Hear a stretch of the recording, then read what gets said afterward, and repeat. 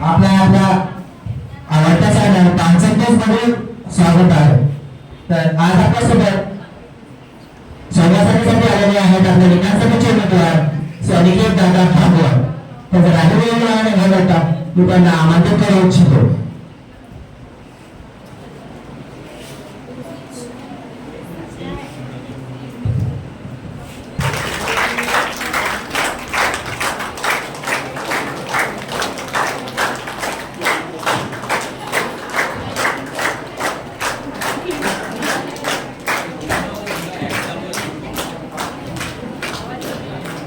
नमस्कार दादा, आपण आपल्या स्टुडिओ मध्ये आपलं स्वागत आहे।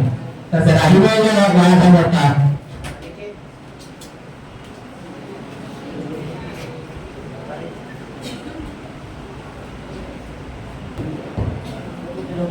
अनिकेत दादा संवाद साधणार आहे।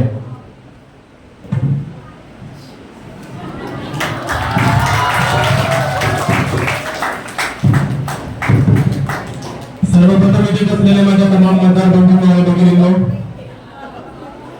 अनिकेत भागवत नाव माझं।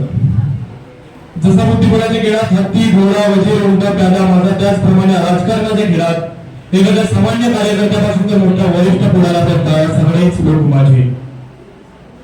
माझ्यासारख्या राजकारण्याला समोरच्या माणसाच्या प्लस पॉइंटची काळजी नसते।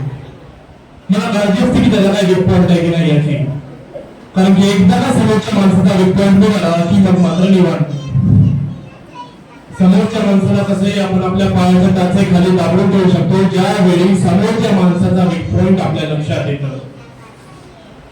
राजकारणामध्ये मला मिळवायची आहे ती खुर्ची, आणि ती मिळवण्यासाठी मी काहीही करेन। राजकारणात समोरच्या माणसावर त्याला विश्वासही ठेवायचा नसतो आणि त्याचा तेवढा विचारही करायचा नसतो।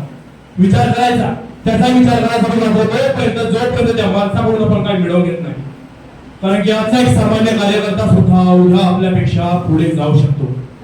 Possible is not impossible, but impossible is possible.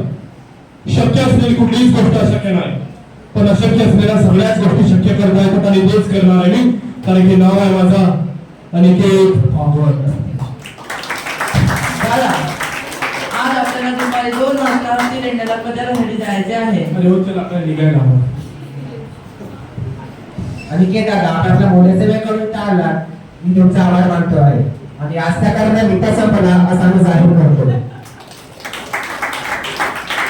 नमस्कार मित्रांनो, आज आपल्या विधानसभेच्या निवडणुकीचा निकाल लागलेला आहे, आणि आपले लाडके नेते अनिकेत दादा भागवत बहुमताने पडलेले आहेत खाली। आणि या प्रसंगात मला कळलेलं आहे की कोणताही नेता किंवा उमेदवार हा मतदारापेक्षा मोठा नसतो, पण मतदारच हा लोकशाहीचा एक आधारस्तंभ असतो। धन्यवाद।